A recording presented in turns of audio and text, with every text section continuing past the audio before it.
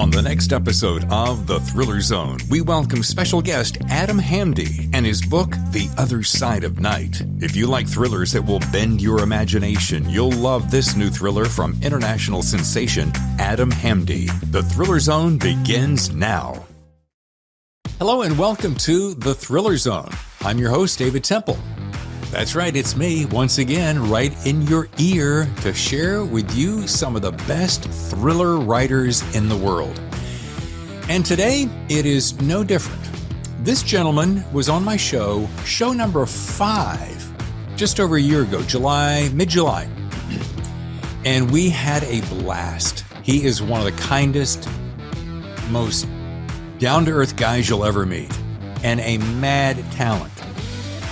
He usually works in a particular genre of thriller, a little flavor of thriller, but he has stepped off the beaten path and done something very, very unique in a powerful way. Adam Hamdy is my guest, and the book is The Other Side of Night.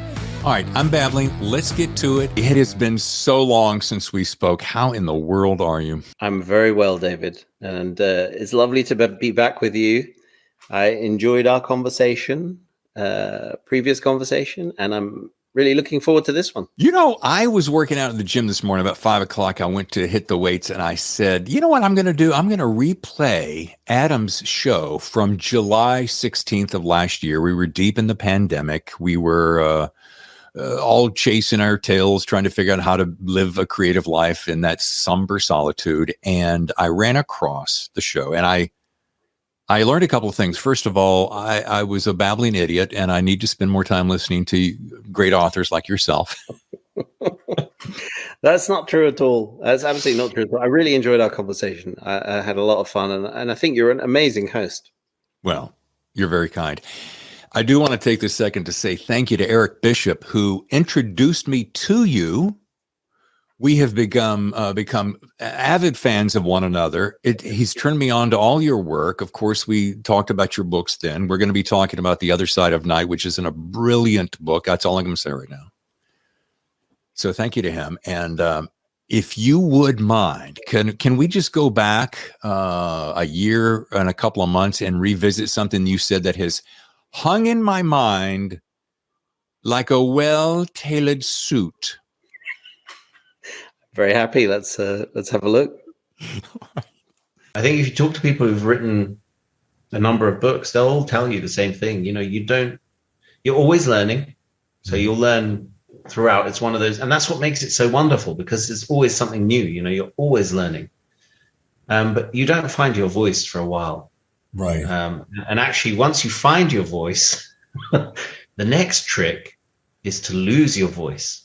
It's to actually start losing your voice to the world and the characters and the tone of the book that you're trying to write.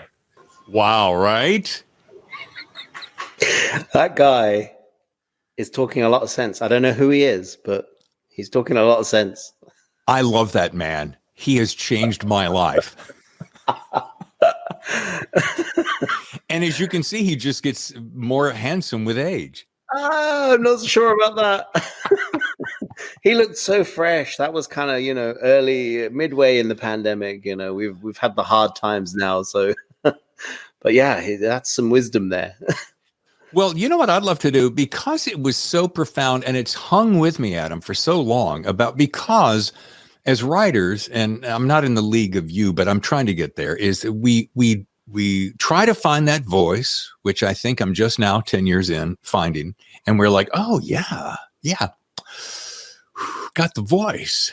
And then you realize, according to you, and it's brilliant, let's lose that voice, stretch ourselves, lift ourselves to a new place, and dig deeper. Can you expand on that for me? Because I just want to hear more about that. I love the zoom. I love the zoom. It's like shining the spotlight on a perp, you know. Yeah, I mean, those kind of interviews are dangerous. And it was one of those interviews I watched with David Bowie, and he was saying, if you want to produce your best work, step outside of your comfort zone. push yourself. And so there are a lot of authors out there that are extremely successful with their voice, and they find it and they kind of stick with it and run with it. But I think that, effectively what you're trying to do is you're trying to, when you're an author, you're trying to find a truth of a particular work. And it's weird to talk about that with fiction, but I think all stories have a truth. And you're trying to, once you've come up with your idea, you're trying to articulate it in the best possible way. You're trying to bring it to life in the best possible way. And often that will involve a voice that isn't yours, a tone that isn't yours. And it's about finding what works best with the characters that you're portraying and the world that they're inhabiting. And I'd forgotten about that particular section of the interview, but I'm actually doing it right now with the book that I'm editing at the moment. It's very different to The Other Side of Night, but it's the same kind of ethos of trying to step outside my comfort zone, pushing boundaries. And actually the book, The Other Side of Night's a very kind of intricately constructed book with lots of different points of view. This book is, it's written as like a memoir. So it's a single point of view. And it does exactly that. I've tried as much as possible to lose my voice, and I'm thinking about it. Well, how would this guy say this particular phrase? How would he write this? How would he construct this sentence? And if it feels too much like me, I strike a line through it. I'm trying to not be me. It's a character piece. So it's a bit like performance. It's a bit like acting. Have you ever done any acting, by the way? Yeah. Yes. You say that as though it was a terrible experience. Yes, I acted very young, actually. I was, oh God, this is going to haunt me.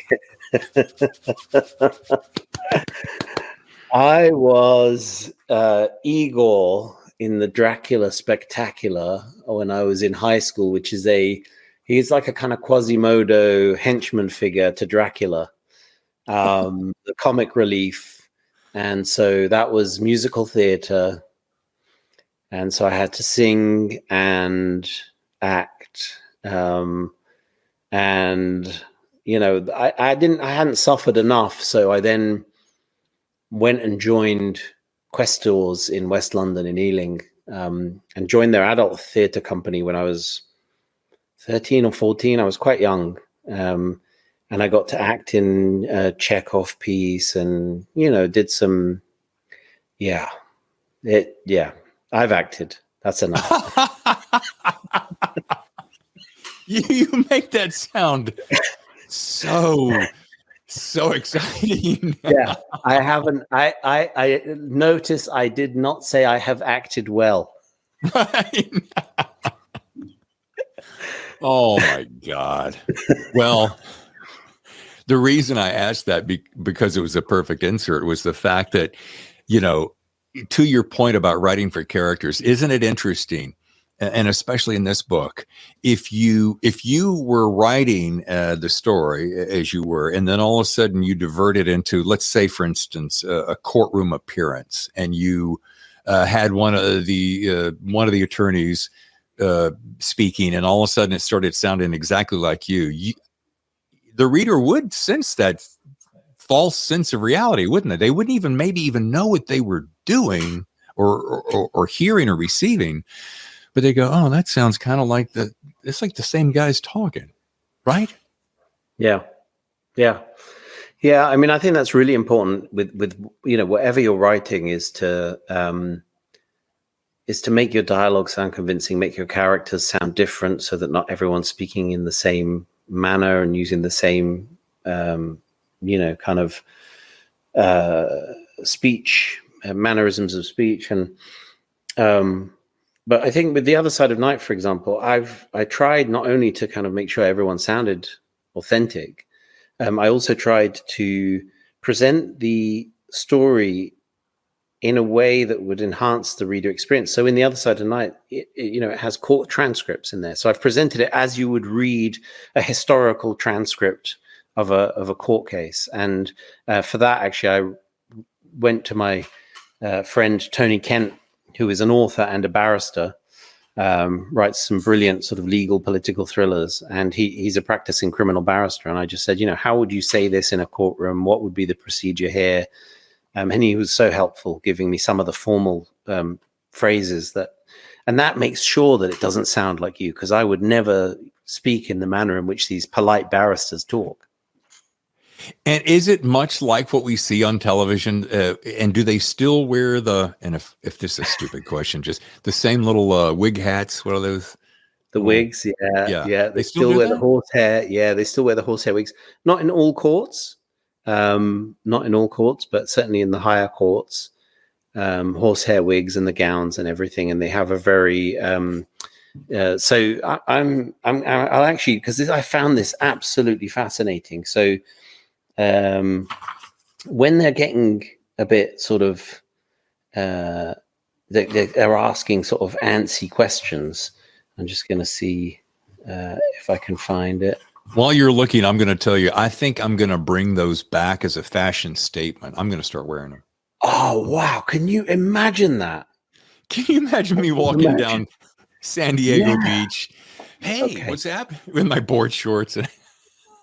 So, in American TV and courtroom dramas, they'll say objection, and the judge will say overruled or whatever. I said to Tony Kent, I said, do they do that here? I mean, I've got a law degree and I've sat in court, but I can't remember, how they do things. In British courts, they say, "My lord, it is with great reluctance that I find myself on my feet again."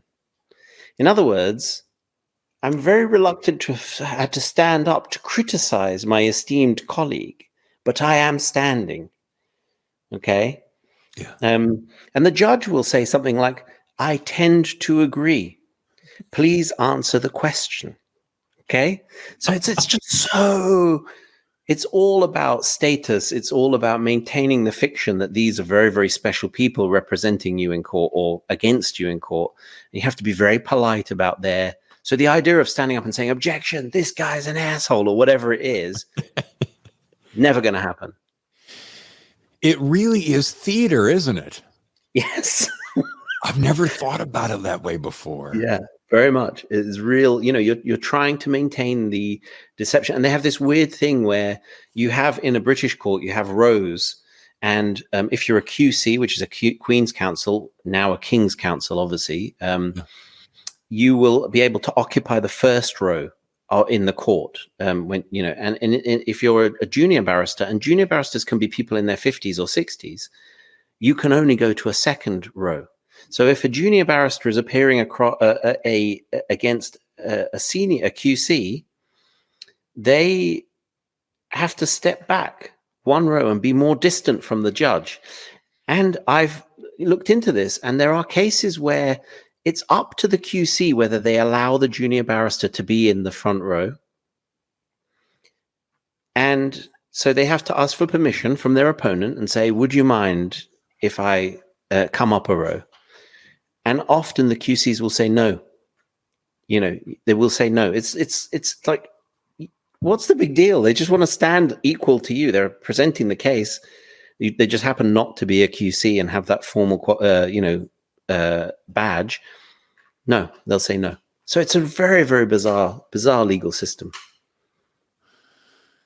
But I said a second ago about I did not realize it was so much theater, and then I'm flashing back to all the courtroom dramas that I've watched my whole life, and I thought, wait, no, dude, don't talk out of both sides of your mouth, because you realize that not only is it fictional television, but part of the act, part of the situation is to pontificate broadly. As I think it's distraction. It's part distraction. It's intimidation. I'm going to take a side road real quick. I watched a show recently, and it was Where the Crawdads Sing. Oh, right. Yeah. Oh my God. Brilliant, by the way. You've seen it?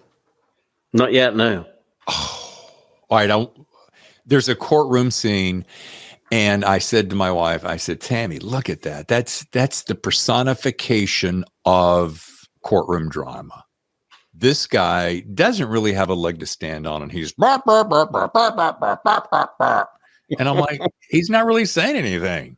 Whereas this other character comes in, now, folks, I'm just going to tell you straight up, and he does his thing. Batman is just trying to get you to see it one way. It's really the other. Reason I do all that is because it reminds me of this book, and I found myself being pulled in these courtroom scenes. I guess because I grew up watching Perry Mason was one of the very first ones I got addicted to, and addicted, black and white, when I was a kid, and I was like, man, that's great theater. So yeah, thank you for letting me take that little side road. Oh, you're very welcome. But I think this is the trouble. This is one of the dangers of being an author. You'll start looking into something because you want to try and give your work authenticity, and you end up just thinking, "Oh my God, this is the most fascinating thing I've ever." I'm a student. I've always a student at heart. I love learning about the world. I love hearing people's stories, and so it's very dangerous in this career, this profession, because you can literally just go down a rabbit hole and spend a week learning all about, how they make the wigs for, for British courts, and just all sorts of bizarre things. So, and particularly with a book like this that touches so many areas of life, it's dangerous. Yeah. I want to move in and out of this story because I don't want to spend all the time on it, only because there's so many things about you I want to talk about. So I'm going to swing back around to that very point. I have I feel like it's a pretty good point to make. But last we spoke, I believe, when we spoke in July, you hadn't moved to, I'm not going to be able to pronounce the place. Mauritius. Thank you. Q on the floor. Yeah, it reminds you a little bit of like downtown Detroit, right? I mean, it's kind of dirty, and it's just like buildings, and or is it more like suburbia? I mean, it's pretty bad, isn't it? Mauritius, yeah, it's terrible. Don't come to Mauritius. Yeah, really don't come. It's awful. It's so grunge. I have spent more time watching you. I think it's got to be Instagram. Dude, I spend way too much time stalking you on Instagram. So right. I don't have to apologize because you don't know it. Okay. Yeah, no problem. Yeah, go ahead. I'm doing like this. Honey, look what he's doing now. Oh my God. She looks at me. You really do have to get a life, son. Yeah, no, it's we decided sort of after the last few years to give ourselves and the children a bit of an adventure. So we looked around the world and we had certain criteria. We wanted great weather, we wanted beaches, and obviously the kids to be able to go to good schools. And Mauritius just ticked all the boxes. So we live, it's a tropical island in the Indian Ocean. It's part of Africa. The official language is English. Everyone speaks Creole and French. It's a mishmash of every culture you can imagine. It's the nexus point between Asia, Europe, and Africa. So there's just everybody and everything here. And yeah, we love it. It's really lovely. What a great education for the children. Yeah. Yeah. No, it's that's exactly what we wanted. We wanted them to have an adventure and to experience something different. They were kind of locked away for a while, and then, when they went back to school, it was quite stressful and everything. So we wanted them to have expand their horizons and have something really different. So, they've learned how to sail here and horse ride, and it's wonderful. How many times in a week do you think, oh, if I could go back to the cramped row houses and pollution and city noise? Yeah. We were lucky because we lived in a lovely place anyway, but this is something different. And, don't get me wrong. It's within the reaches of most people. It's just kind of having the courage to take the leap. The cost of living here is about 60% lower than the UK. It's the richest country in Africa, but that's still the richest country in Africa. It's not up with Europe or the US or anything like that. Yeah. So the cost of living is really low, and education's good, healthcare's good. It's lovely. I wasn't expecting to like it as much as I do. I was expecting it to be a bit more grungy and a bit more of an adventure, but it's just phenomenal. And I probably shouldn't say that actually, because it's really not, it's nicely populated and there's not too many people. So yeah, actually scrub all of that. It's horrible here. I really hate it. Adam, this is just like a conversation I had with Connor Sullivan recently, who's going to air next Monday. And he's talking about Montana, and I've been investigating Montana for whatever reasons recently. And he's like, it's horrible here, dude. No, seriously, it's cold all the time. It's not as beautiful as you think. And he's pulling me, and I'm like, really? He goes, yeah, the pollution's increasing because of the traffic, and it's horrible. And I'm like, honey, scratch that trip. And he's like, are you kidding me? He's like, are you kidding me? It's paradise. Yeah, Montana is. I've not been to Montana, but I know people there, and it's supposed to be amazing. And there's something like 300,000 people, or some ridiculous. Yeah, there's not many people. So, all right. I think it's a good time to do one of two things. And if you're not prepared for the first one, just let me know. But we do a new feature called "Show Us Your Writing Space." Is your camera movable at all, or are you attached? Okay. Yeah. Can you just spin me around and just show us your writing space? So yeah. Oops. I lost your microphone.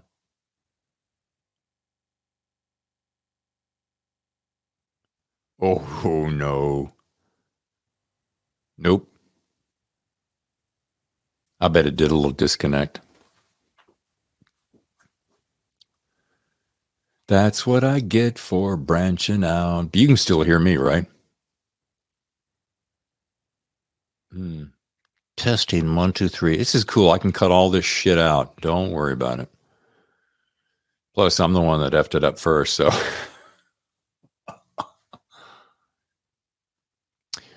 You went to move something and there was a click, almost like. How's that? There you go. Perfect. Yeah. Okay. Great. So I'm going to have to carry the mic with me. Oh, like a. I'm going to show you my writing space. So it's nighttime here. I can switch on the garden lights, but I'm not going to because that would involve a big journey. So this here is my favorite chair. And I write here, looking out into the garden, which is just here. It's black at the moment. It's dark. I'll imagine what beauty it is. And in here is a messy little office that I have. And that's my desk and chair there.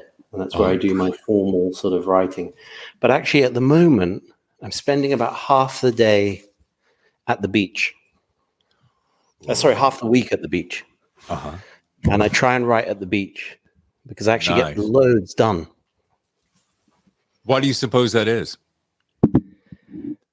There's no distractions. So I write by hand. And so I'm not looking at emails and I'm not looking at social media. And I put my headphones on and listen to music and just write and look at the ocean. All right. First of all, thank you for doing that because I put you on the spot. You did it brilliantly. It's gorgeous. I'm so jealous. Thank you. You're very welcome.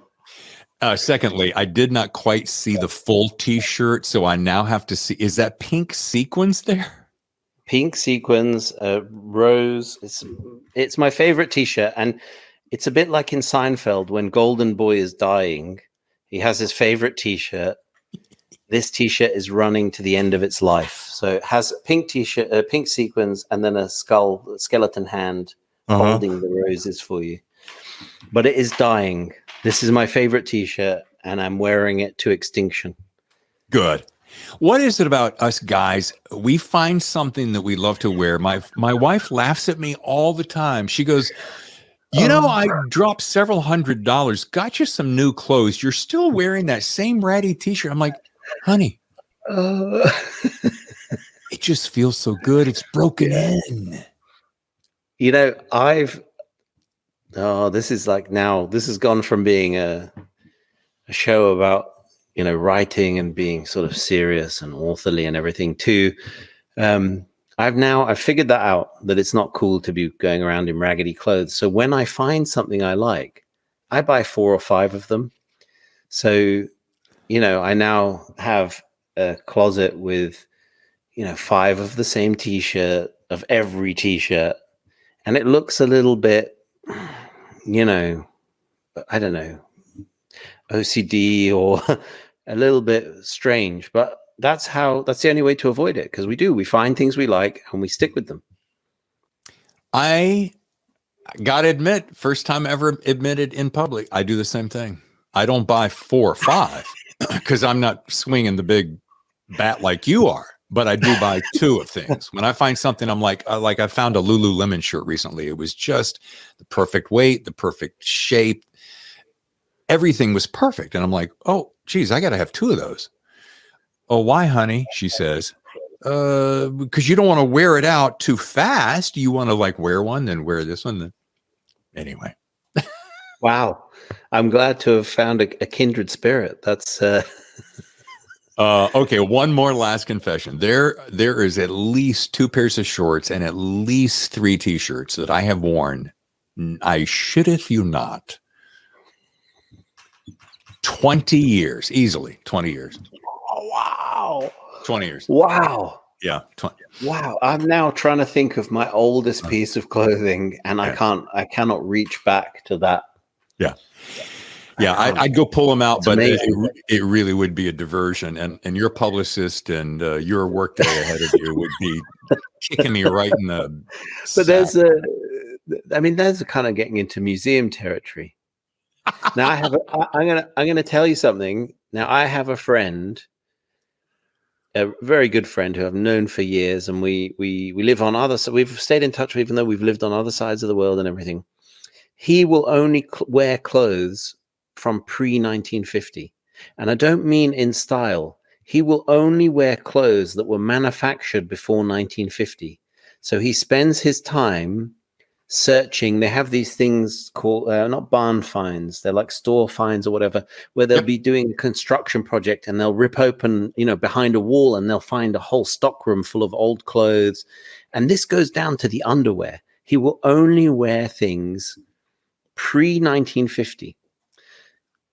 And here's the kicker: he's a vegan, so he won't wear leather. So this goes to shoes as well. So he will only wear canvas, plimsolls, and that sort of thing from pre-1950. And he's made his life so much harder than it needs to be. Yeah. But at the same time, I admire him because his sense of style is quite striking. Yeah. Since we're on this tangent, one thing about living, I love it. If you're good, I'm going to keep rolling. Are you good with this? Fine. Yeah. Okay. You're so gracious, Adam. I love your heart, man. Anyway, since we're on this topic, one thing about living in San Diego, and this is interesting. Tammy and I moved from Midtown Manhattan, Columbus Circle, Upper West Side, Central Parkish, right? Where your entire world, wife, husband, puppy, inside of 700 square feet, right? Your entire world. So we moved from that world, hustle, bustle, blah, blah, blah, to San Diego. Very first thing we learned is, hey, Adam, we'll meet you at the coffee shop at 9:00 for that meeting. Okay. See you then. We'd show up at 10 till 9, like we always do. 9:15, 9:20, 9:25, 9:30. They'd show up. So we'd go like, what happened? Traffic? No, dude. SoCal. I just, I got here when I could get here. But we were early. It's SoCal, dude. That's the first thing we learned. The second thing, we'd show up. I'd wear maybe a suit, maybe an open collar. She'd wear a dress over. People show up in board shorts, flip-flops, T-shirts, and a big old, any kind of cap. period. End of discussion.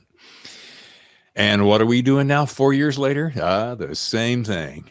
Exactly. Right. Because baby, you think anything Love other it. than that going on my Love front? it. Love it. Love it. Yeah, exactly. It's the same. It's the same here. But I'm gonna go on a tangent within the tangent. Please do. I have part of my new book takes place, a very small part of it, but it takes place in San Diego. And the main character goes to Hodad's on Ocean Beach for for burgers and has a little sit down on the shorefront there, and encounters a street Jesus who comes hustling for change. I've been to San Diego. It's a lovely place, lovely part of the world, but it is very, very interesting. It's not New York. No, but I'll tell you what, it's also not LA. I know we're only 90 minutes away, but it's way more laid back and a little less pretentious. And we're actually, to take it one step further, we're in Encinitas, which is about 20 minutes north of downtown proper. Oh yeah. Okay. Yeah. So it's even more, Yeah. If you're not stepping out and waxing your board and hitting the surf, then you're just, dude, what are you doing? Aren't you surfing today? Dude, I'm scared of the water. What? I love it. All right. Sorry. That was so much fun. Let's do this. We're going to take a short break and we're going to come back and we're going to talk to Adam more about The Other Side of Night. Also, we're going to provide another new feature on the show. You heard us mention earlier that our mutual friend, Eric Bishop, it has introduced me to Adam, and we all three have become friends. You guys are closer friends than me. And but he is kicking off a brand new feature on the show called 2-Minute Book Review. And it just so happens that Eric chose, when I reached out to a bunch of my author friends recently, he chose your book to review. So we're going to take a short break, come back, hear his Eric Bishop's review, and hear from our sponsors to the show. So I'm David Temple. This is Adam Hamdy. This is the Thriller Zone. Stay with us. We'll be right back. Eric Bishop here with the Thriller Zone 2-Minute Book Review. Today, we are going to feature the book The Other Side of Night by Adam Hamdy. So a while back, I was told that Adam was writing a book, and that was a speculative fiction book. I didn't know what that meant.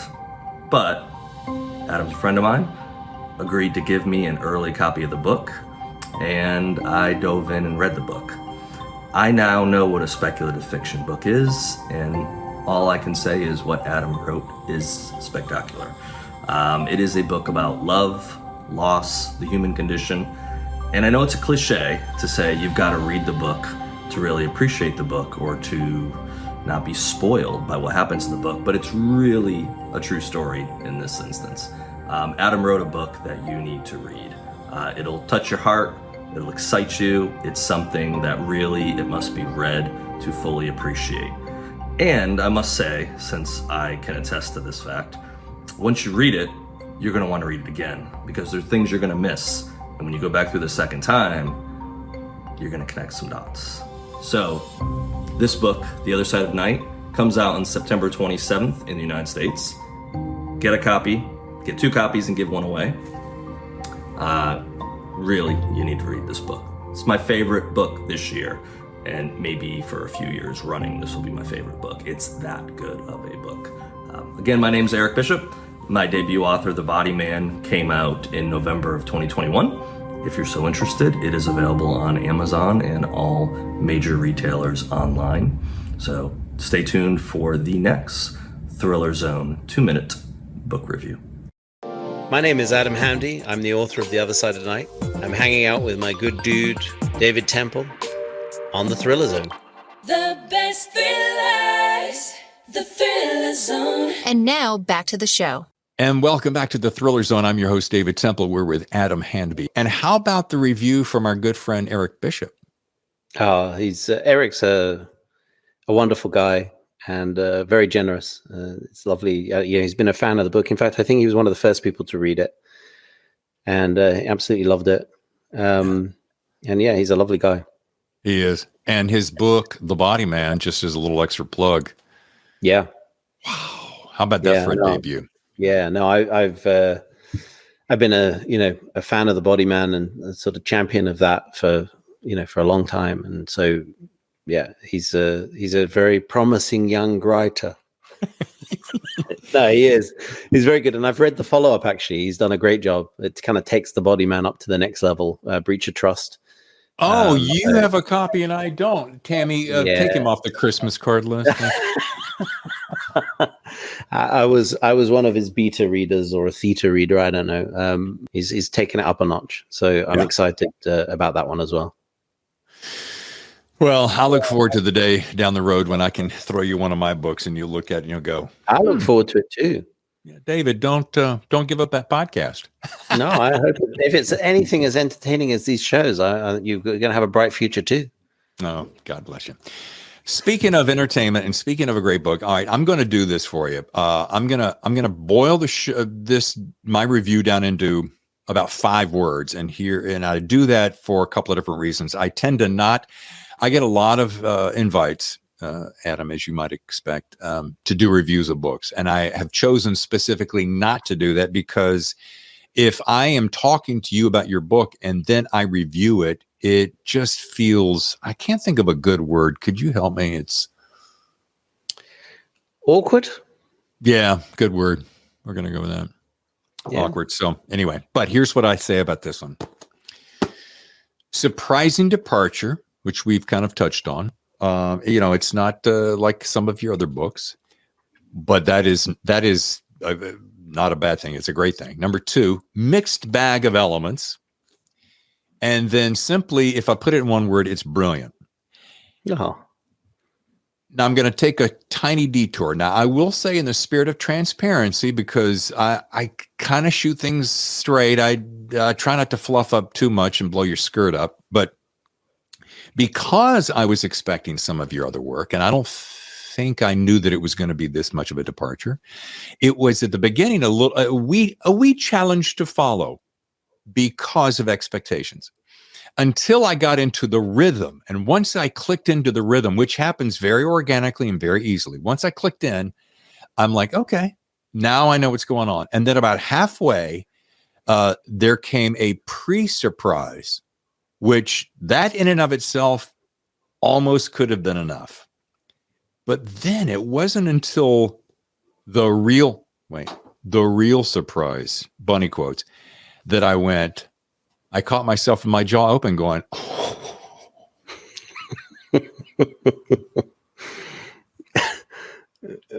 and I'm not even, this isn't theatrics. I literally, you blew my mind because of the way that it took off, and it expanded my mind. So much so, hold on. Go ahead and just bask in all that accolades, won't you? As I said, it's always the journey for me. It's not the destination. So I'm not one to bask too much. Down in acknowledgments, my friend here, Adam, says, if you're interested in exploring the subject further, I recommend Your Brain is a Time Machine, The Neuroscience and Physics of Time by Dean Buonomano. I bought the book instantly, started reading it. It arrived yesterday. I'm a third of the way in. Oh my God, I love that book. Yeah, it's crazy, isn't it? And folks, it's nonfiction, so there's no competition to my pal here. But you can literally, I envision your brain just going.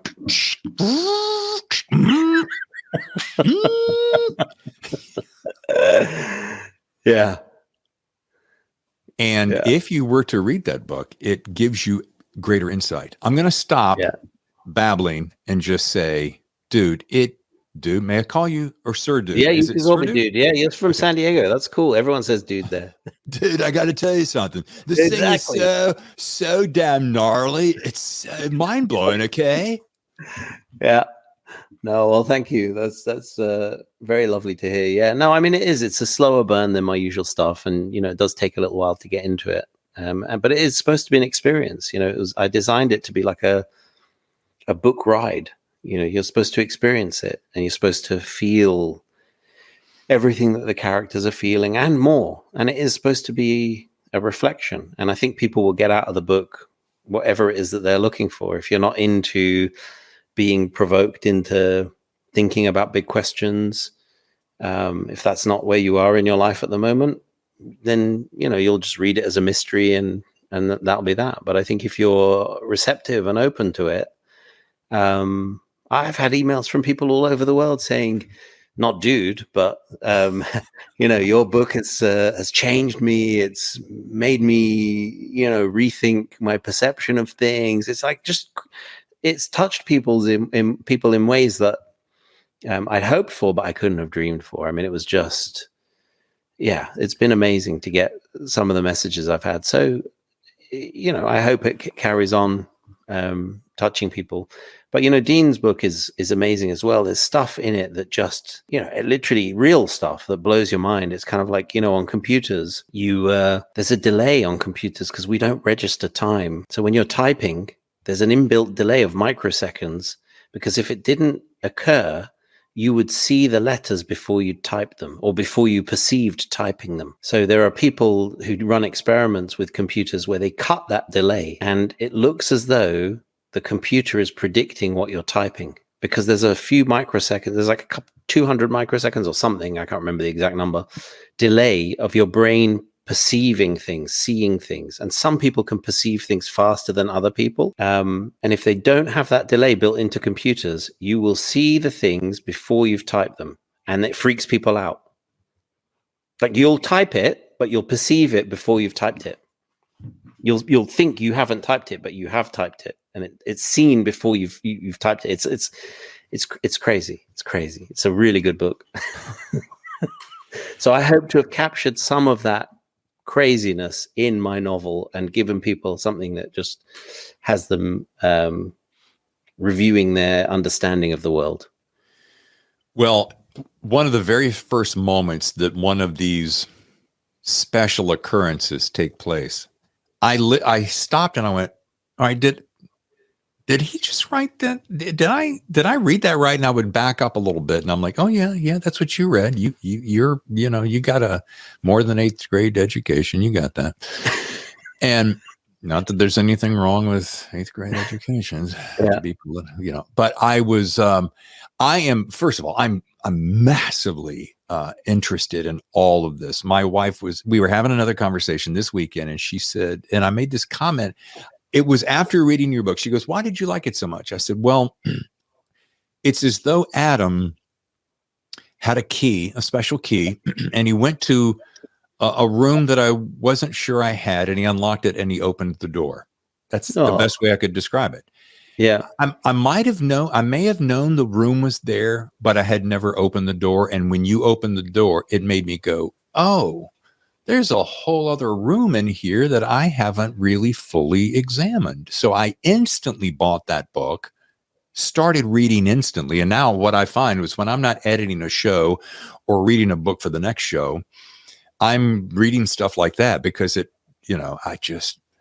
can't say enough, although I'm certainly trying, as is evidenced by all this babbling, to say what a remarkable trip that was.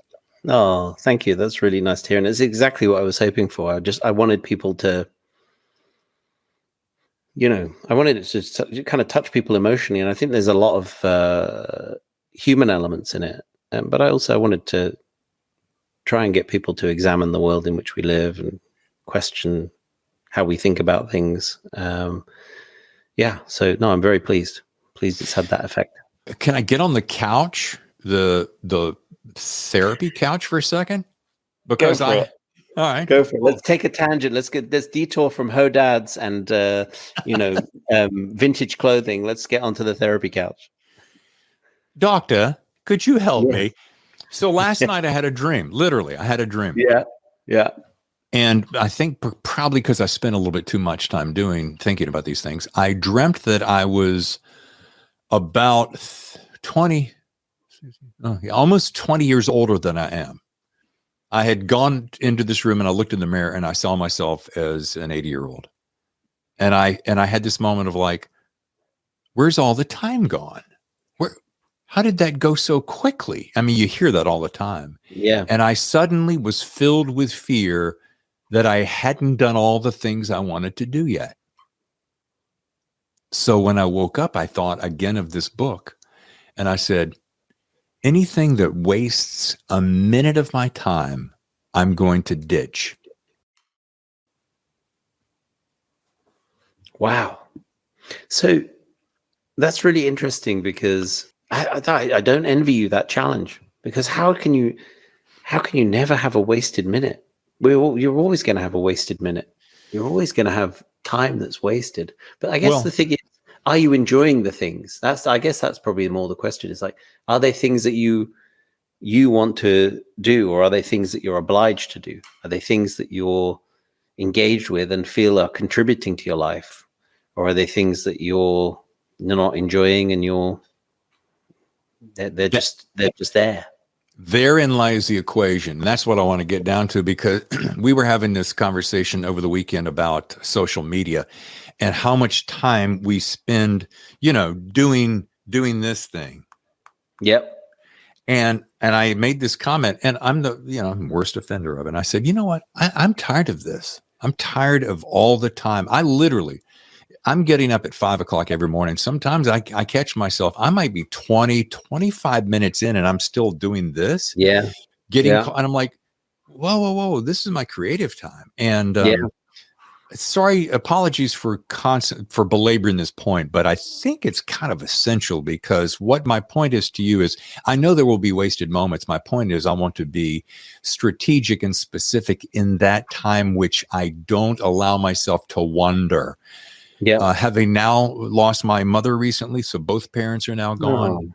Some other family. Thank you. But that shook me, and we were best friends, so it shook me in a huge way. And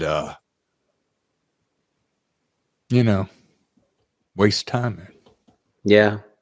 No, I'm sorry for your loss, and you're absolutely right. Those moments, time is the one currency you can't make more of. Around the world, you can make money, you can make things. We can't make ourselves as individuals, but governments, countries can rely on a constant and steady supply of people. But as individuals, we never get time back. It never gets back. And it's interesting how easily we trade it for nothing. You'll waste time on social media. You'll do favors for people who won't, return them or don't really care for you. You'll put yourselves out. We throw time away. We squander it.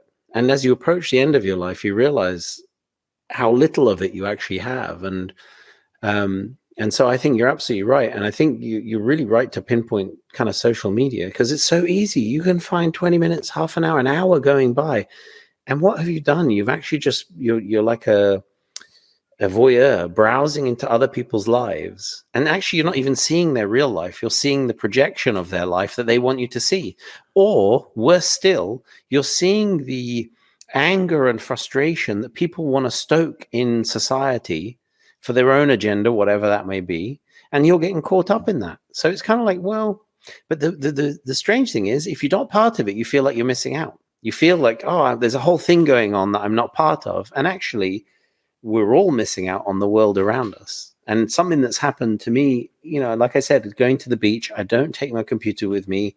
I have my phone with me, but I actually bizarrely ignore it when I'm there. And I sit, when I don't have my music on and I'm not writing, I'll sit and listen to the ocean and the waves coming in. And in the garden here on my favorite chair, I'll listen to the you can probably, I don't know if you can hear, there's a few little bits of wildlife, bats. But during the day, the garden is alive with the sound of birds. And I'll just sit and listen to the birds. They fly into the house, up into the rafters, and they're chirping and singing the whole time.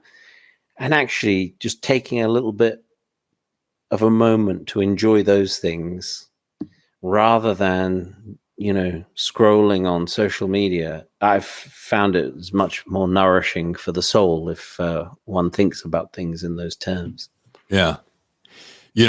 when I was talking to agents back in the day, when I was considering going after one for representation, they made a comment about, well, Dave, you can't really do that unless you've got a platform. So I jumped on board that mindset, and that fake smoking it's saved my life, though. Don't fake smoke, kids. No, put that down. Anyway, so I jumped on it with a passion, and I thought, okay, well, this is part of the deal. If you talk about your podcast, talk about your book, talk, and then what you do is you spend, and I'm going to get off of this in a second. You spend an inordinate amount of time getting caught into the vortex that only picks up speed and only takes you deeper until one day you go, what have I gained in exchange for giving that time away? Yeah. It's a very, very interesting way of looking at the world. I mean, I was talking to my wife. Her name's Amy. You've got Tammy. I mean, they're very wise. Yes. And we were just saying, in the old days, an author you think about Ian Fleming or Hemingway or any of these people, they lived on tropical islands. Yeah. But they didn't do social media. They weren't on Twitter. They weren't constantly checking and, being, asked to tweet about things and this, that, this, that, and the other. And they would do maybe a bit of publicity, the equivalent of doing podcasts and stuff. But they would hand their book over. It would be published. And if readers and retailers, librarians liked it, it would be successful. And that was the end of the story. But I think that now there's so much content. And authors are competing not just with all the new books that are coming out, and there are lots.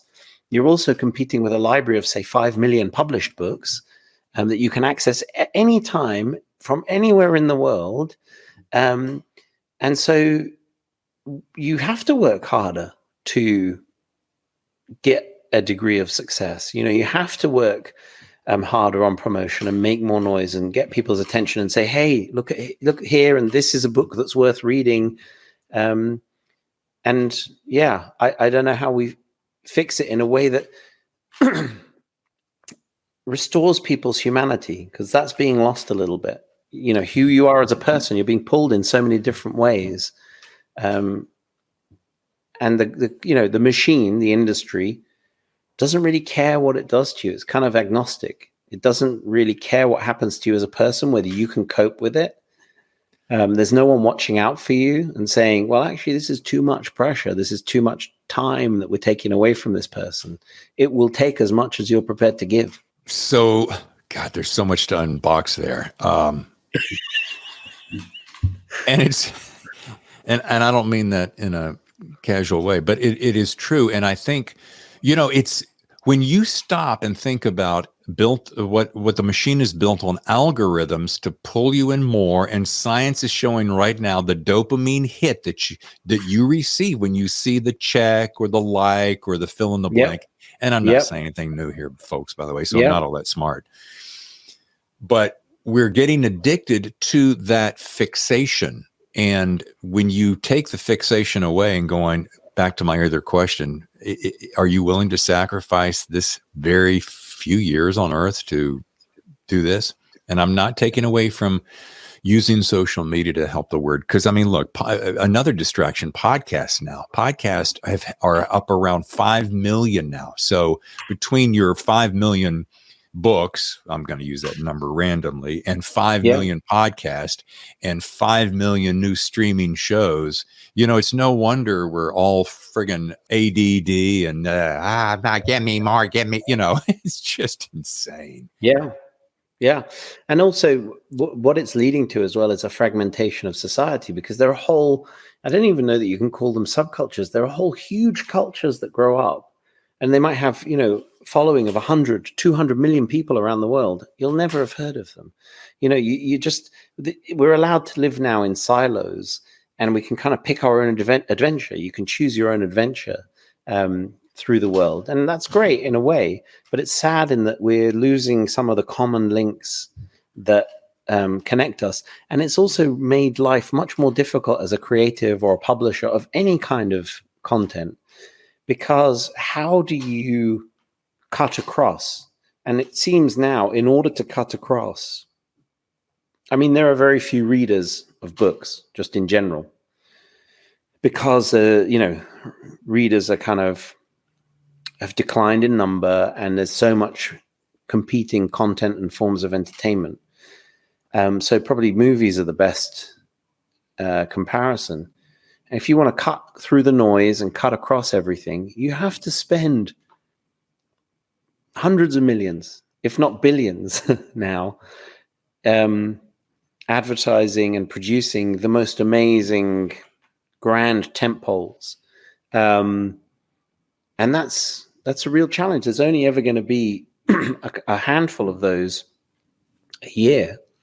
And it just means that the opportunities for sort of common stories, common, kind of shared understandings of the world in which we live are much, much less frequent than they used to be.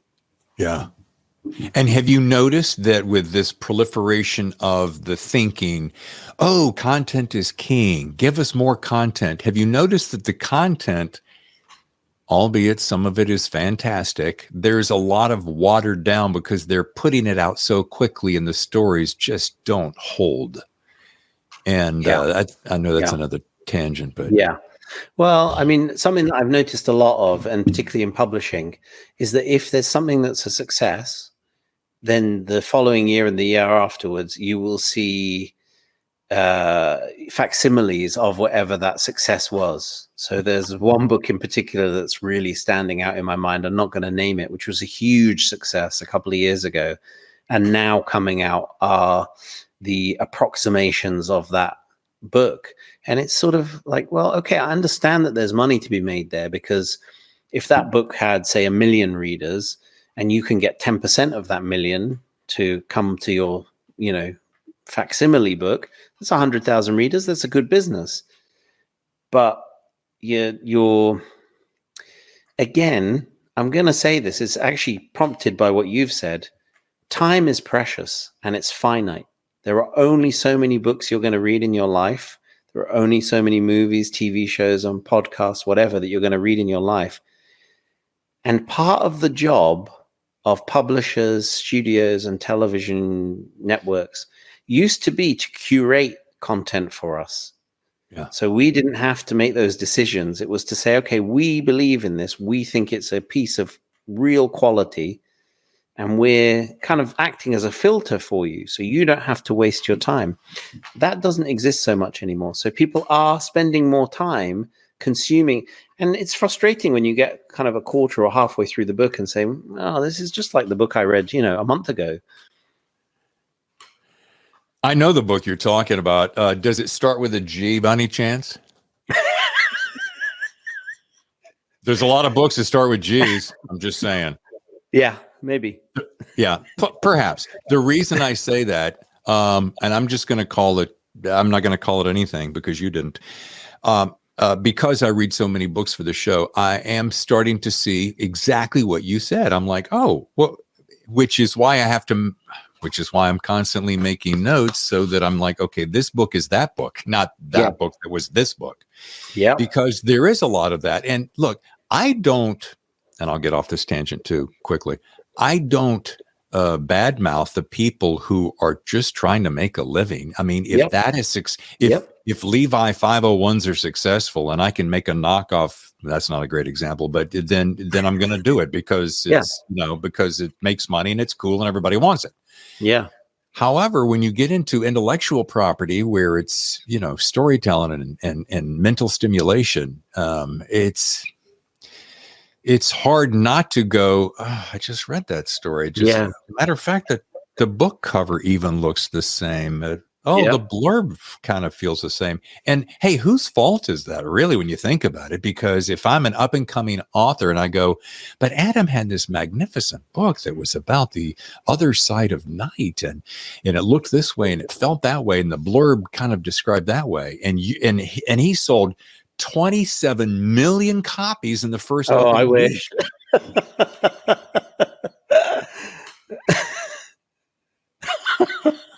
Then is it horrible of me to think, well, what if I tried something like that? Now, Yeah. and look, let's go back to Aristotle. We've got the time. I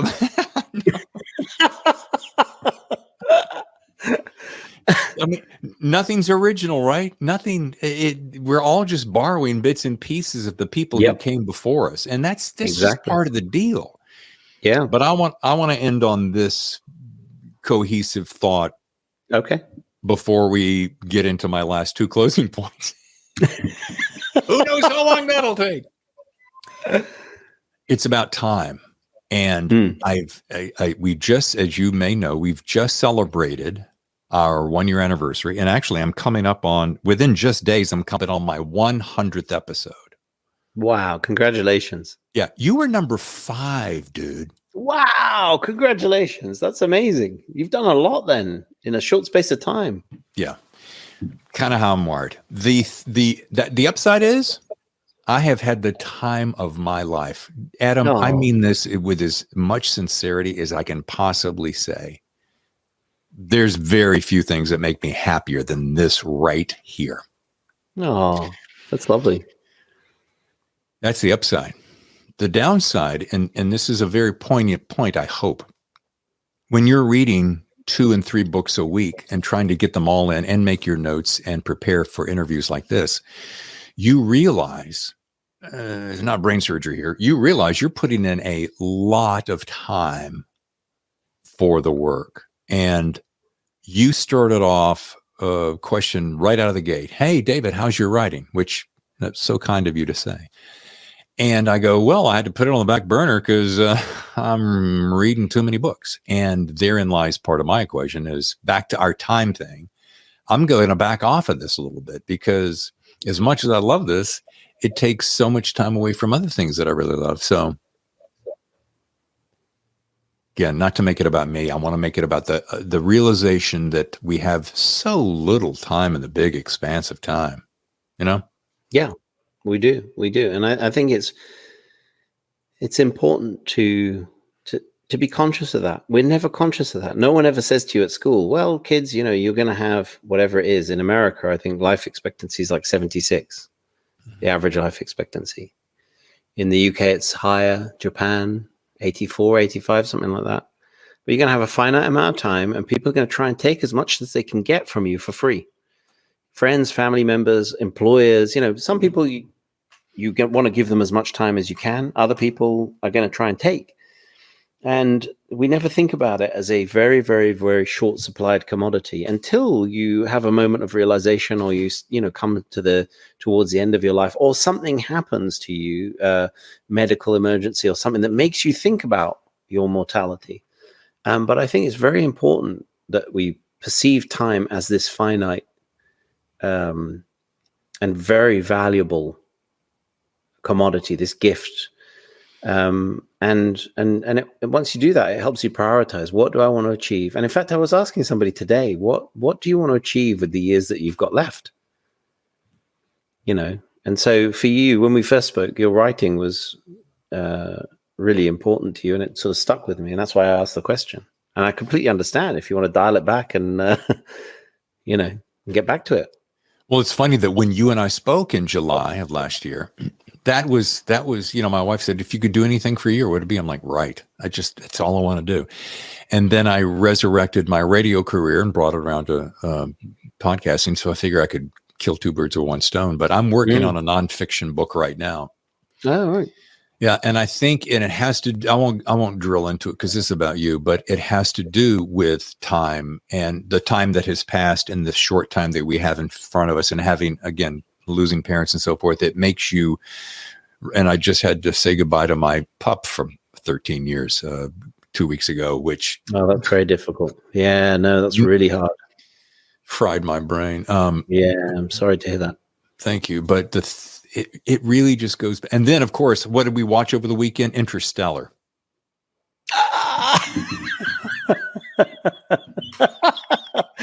Oh my goodness, you're going for all of the high punches of emotion, aren't you?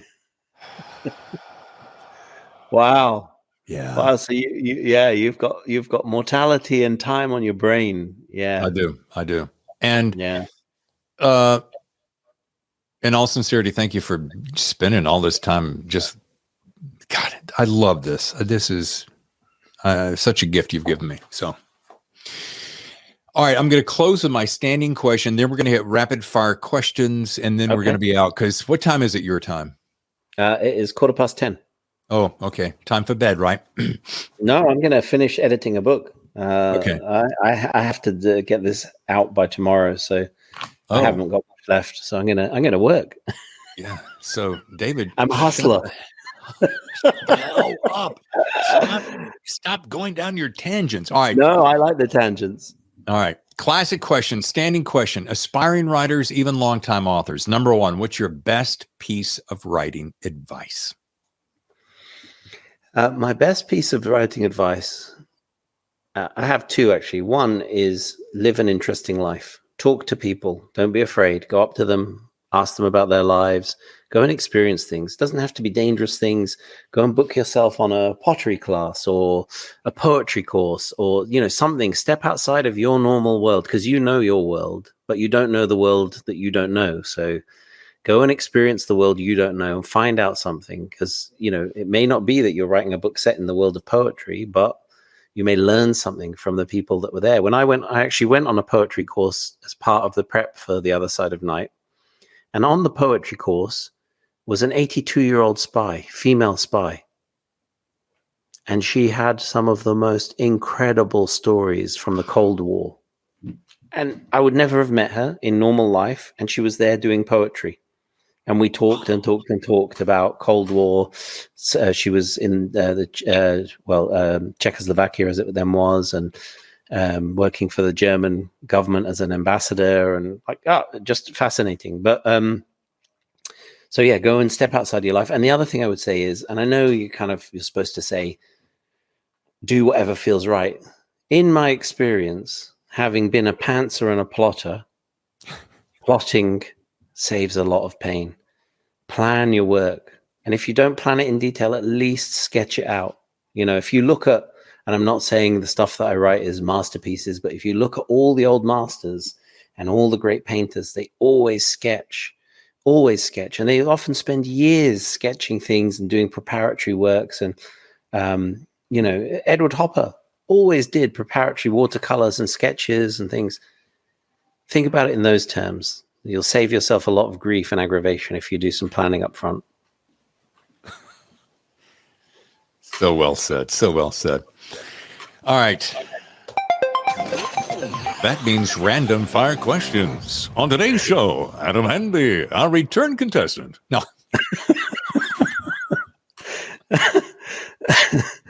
What do I win?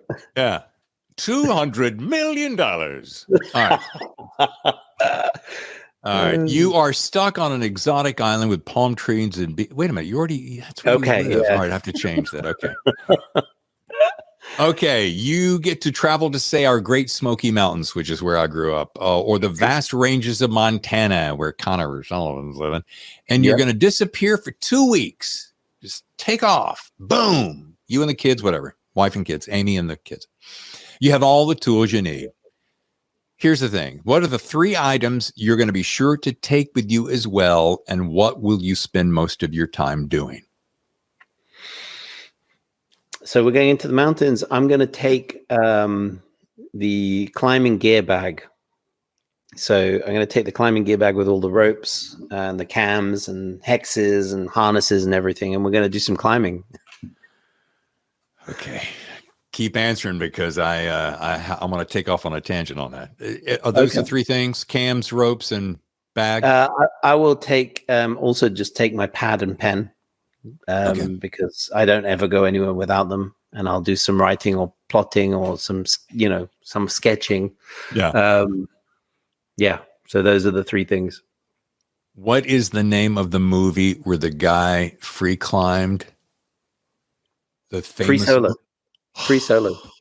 Yeah. Dude, Alex Honnold. So, I mean, we're nowhere near that standard. But if you climb, the difficulty of what he was trying and the danger and the insanity. I mean, honestly, watching that film when he started doing when it was, I can't remember what the actual particular pitch is called, but there's the bit where he has to do that really difficult move. Yes. The grades and I was just sweating. My palms were sweating. I was just, because that is such hard with a rope, with everything. It's hard climbing. That's really hard climbing. The idea of doing that altitude with nothing. I will never understand that. But they said that he was missing a mechanism or a chemical or a gene or something that. Yeah.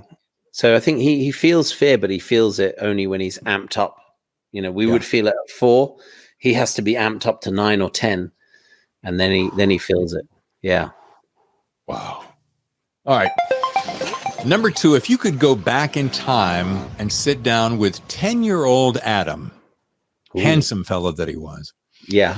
Knowing what you know now, what would you tell him?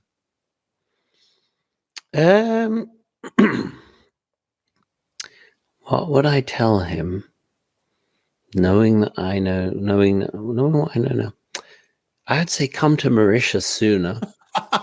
Definitely something I would say. I'll be honest, I don't have huge regrets in life. And I'm a great believer in inevitability.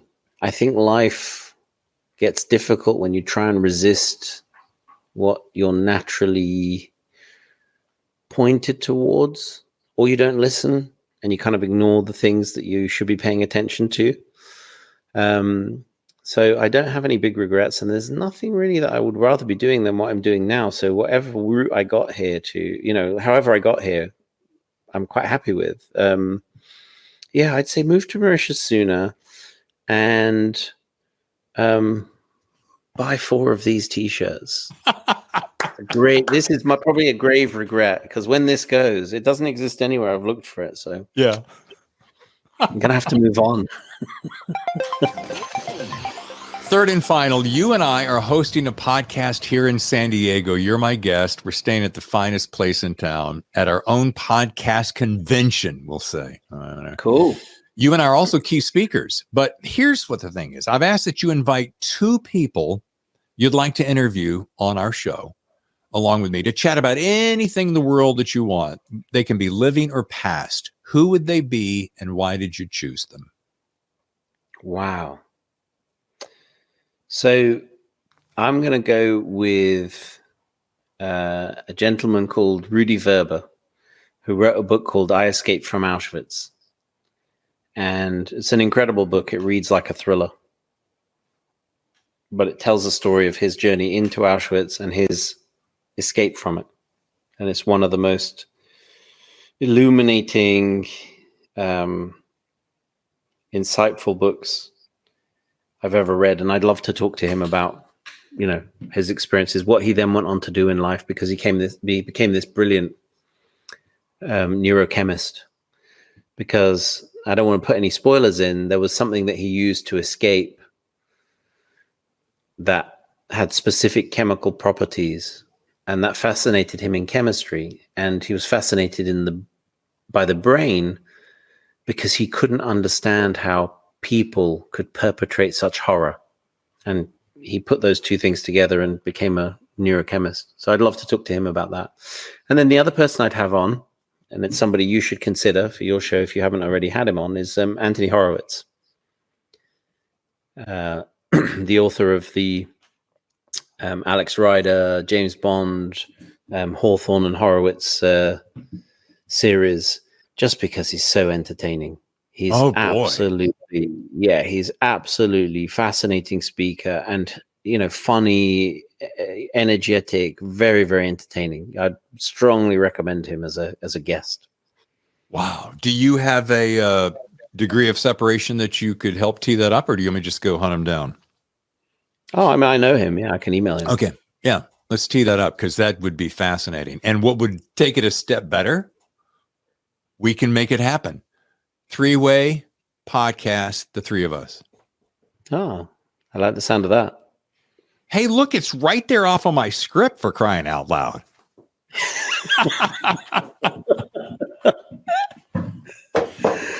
Folks, the book is The Other Side of Night. If you don't read any other book the remainder of the year, read this one. Oh, that's very kind of you, David. I'm telling you, it will. It'll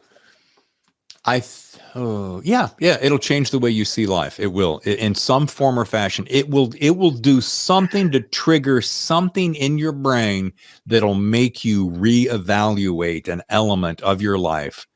That's all I'm going to say. Wow. Yeah. I mean, I hope so. It will. Great. Yeah. To learn more, visit adamhamdy.com and social and so forth, and follow him on Instagram. There's plenty of entertainment, but don't spend too much time. Not too much time. I'm going to try and cut back the amount of sunshine that I show on there. No, please don't. It's delicious. It's like after my dog passed, occupational hazard. I started looking at puppies. I mean, I'm not going to get a puppy right away, but boy, it's like this thing about social. Once you start looking and scrolling, all of a sudden puppies come out of nowhere, and it's a world of puppies. Yeah. Yeah. Well, not quite as heartwarming and touching as that. I found myself looking at whether we could buy cheetahs, just hypothetically, and you can. Actually, in fact, you can buy cheetahs from a place in Texas. Now, okay, excuse what will seem like blatant ignorance, and I don't have to stretch very far for that. Are they endangered in any way, and aren't they just naturally borderline dangerous? Yeah. I don't know about the endangered bit, but certainly the dangerous bit, yes. They're the reason we were looking at it, it was just to satisfy our curiosity, is there's a safari park here where you can go and hug a cheetah. So I haven't done it yet. My family's done it. My daughter and my wife have gone and stroked a cheetah and cuddled it and everything, full grown adult. And I've got the photos, and I just thought, I wonder if you can keep them as pets, and you can buy them. There's a place in Texas that sells them. So I wouldn't advise it though. They require something like 5 kilos of meat a day, and they are dangerous. So yeah. Again, more social. I have seen a guy hanging out with a cheetah and hugging and snuggling and in his bed and just hanging. I mean, and I'm like, what if one day the instinct kicks in and he goes, I'm hungry. I'll take that arm, please. Tasty. You see, this is the thing, social media. And now I know that you can buy a cheetah in Texas and feed it. And would my life be any different if I didn't have these facts? Facts. Oh my gosh. I really, as you can see, I don't want the time to end, but I do have to be respectful of your time. You've got a book to edit. Yep. I'm going to edit a book. And also we've got to be respectful of your time. You've got a book to write.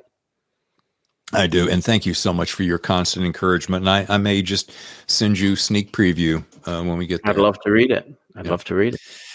All right. In case I didn't get this point across, this might be the book you want to read this year. I'm just saying, I haven't reviewed it, although I have said a few things about it. Yeah. David Brown must love me about now. And of course, although David needs to send me a hardcover and not a wrinkled, beat up version. I'll make sure he does. I'm very excited to hear about how this book goes, how the next one goes. I would love to grab Tammy and come down to, how do you say it? Mauritius. Yeah. Mauritius. It's delicious. That's what I need to remember. It is. It's like delicious. Mauritius is delicious. Yeah. Mauritius is delicious. Yeah. Oh, that is fantastic. Yeah. If you want to say it in the French, it's Maurice. Like Maurice Day and the time.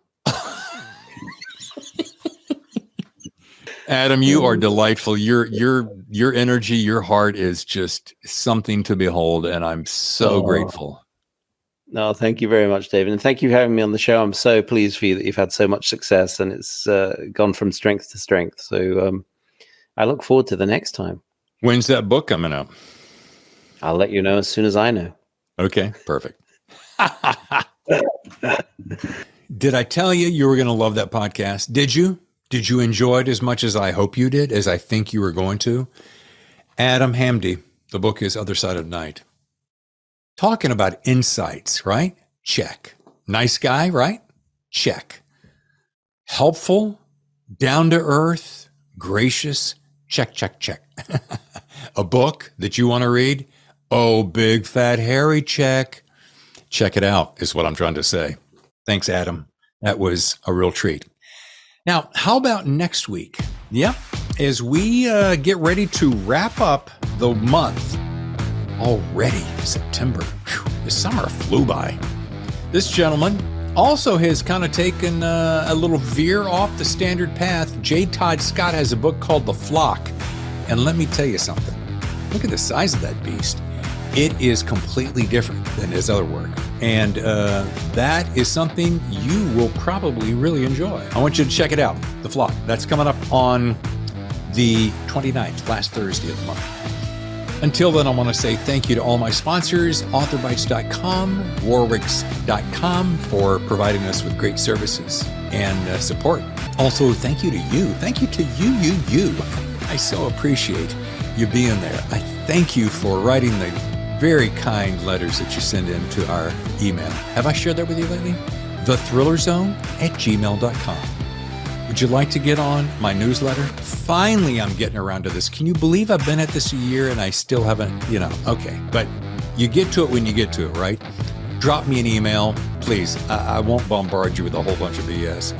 Just let me know where you're listening and how you like the show. I'm not going to ask you for reviews. I'm not going to ask you to do this, that, and jump through hoops. Just drop me an email or go by the website, thethhrillerzone, right here.com, and let us know where you listen and how much you enjoy listening. All right? It helps. Trust me.